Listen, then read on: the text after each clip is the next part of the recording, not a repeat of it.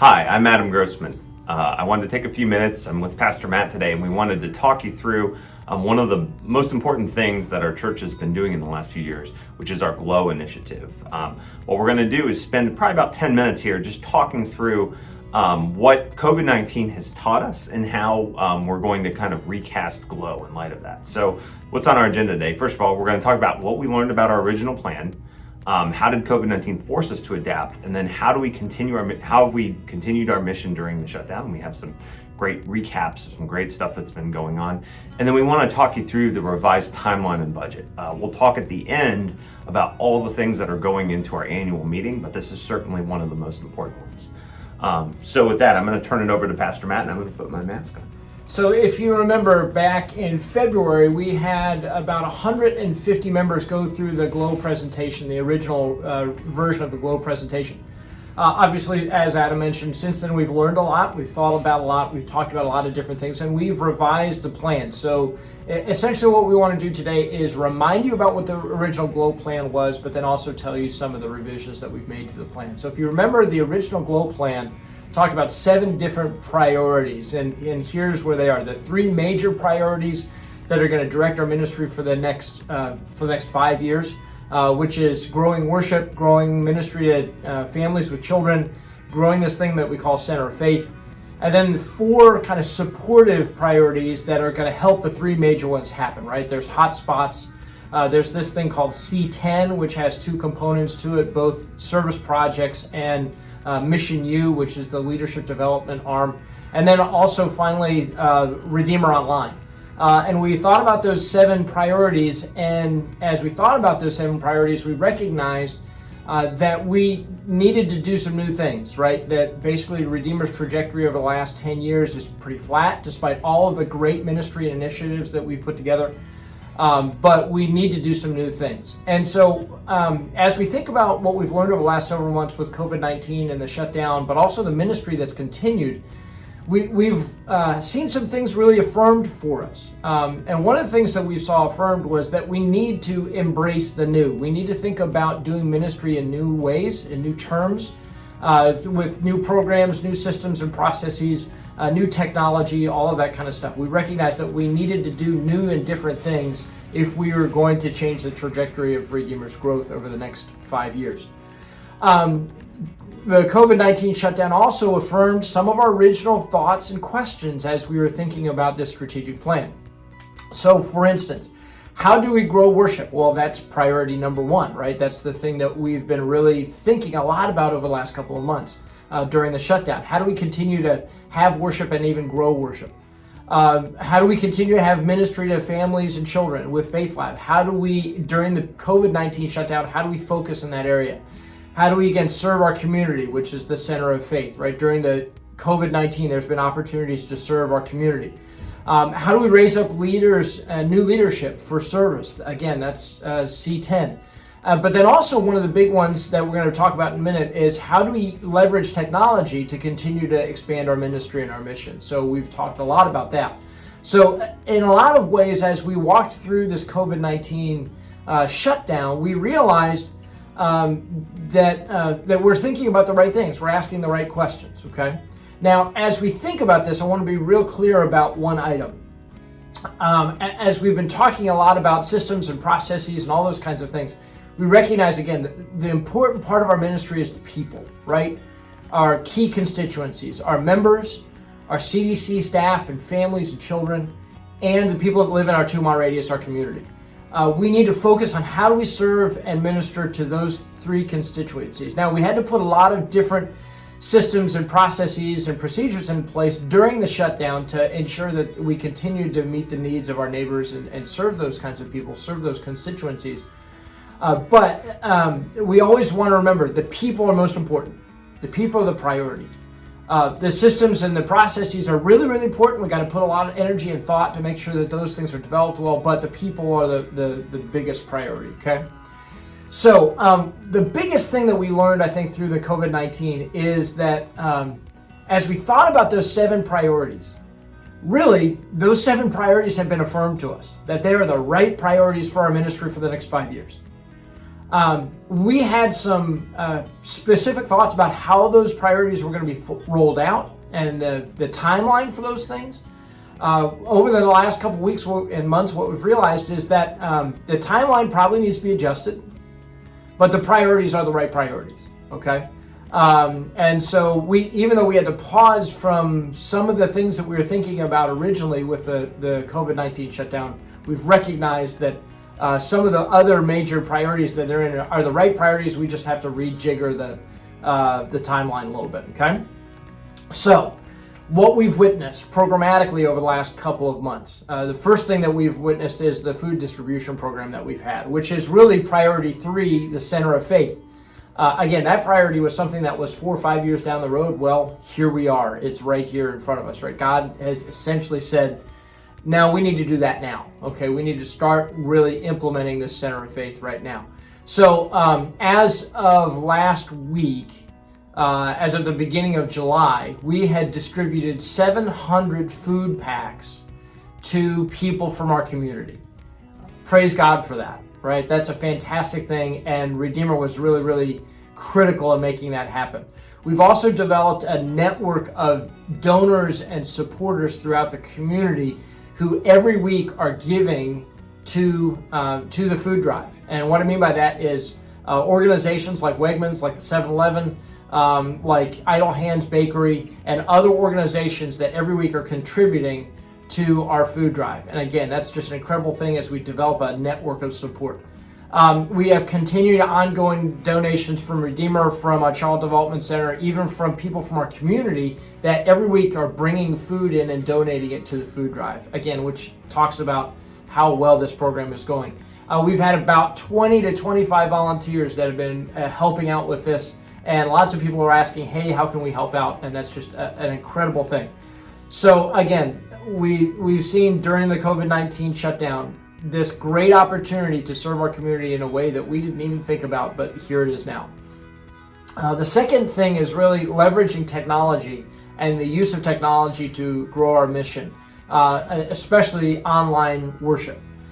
So over the last couple of months, we have been tracking every week what's been going on with Facebook Live, with now live streaming, and other ways that we've been using technology to expand our ministry, both whether it's Sunday morning worship or children's messages or whatever.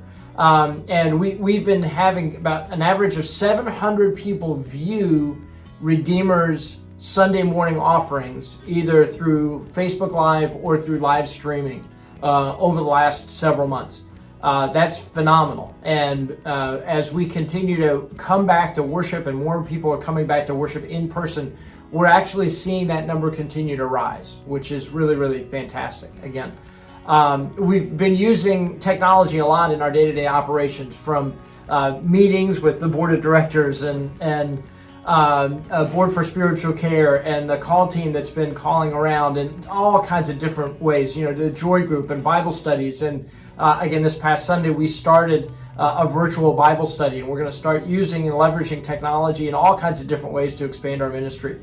Again, our Faith Lab has been leveraging technology as well. Every week they send out a message to our children, and they get between 35 and 45 views on that message that goes out every week. So again, God gave us this great opportunity to leverage technology to expand His kingdom and to reach out to people, and it's been phenomenal to see the reception with that. So we are also preparing with technology. Again, you've heard about our virtual VBS that's going to be coming up in just a couple weeks. That's going to be a fantastic thing, and we expect that actually to be a huge VBS program this year, unlike what we've ever seen before. So we're excited about that.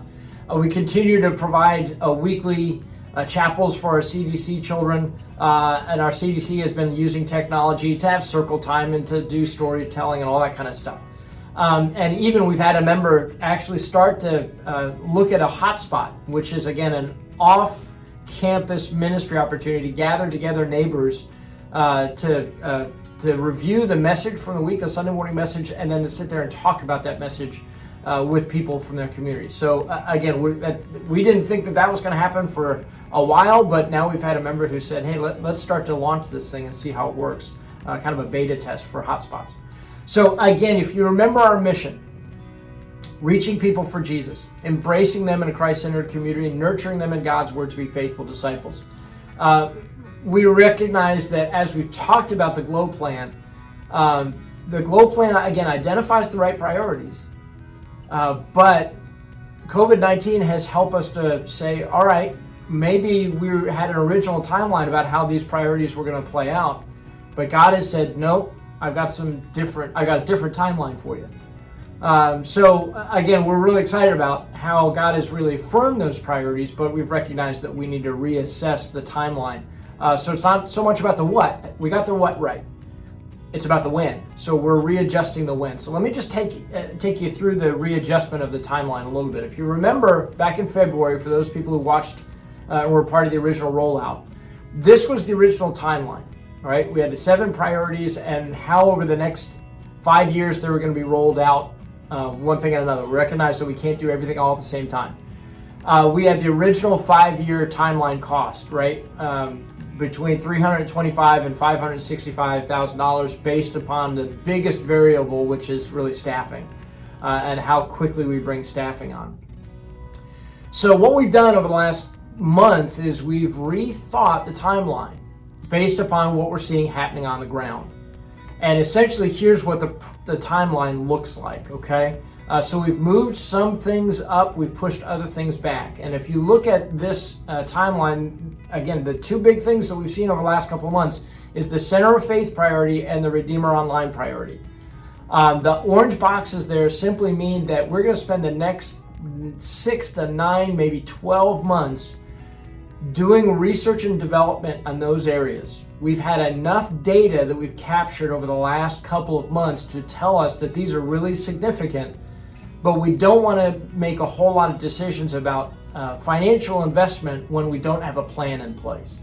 And so Becky Wade with the Center of Faith and Vanya Burgess and Tim Kistner with Redeemer Online, they're actually gathering people together to be a part of a team that will do research and development at the same time that we're actually continuing to do Center of Faith activities. We're continuing to do Redeemer Online activities to help us to really understand what is this thing going to look like when we get through it, what's the cost going to be, how many volunteers do we need, what's the leadership, all those kinds of questions.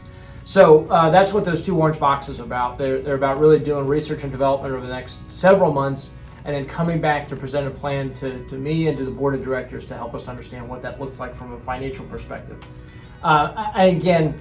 Here's what the finances look like over the next 5 years. Some things have changed. That's what the highlights are all about.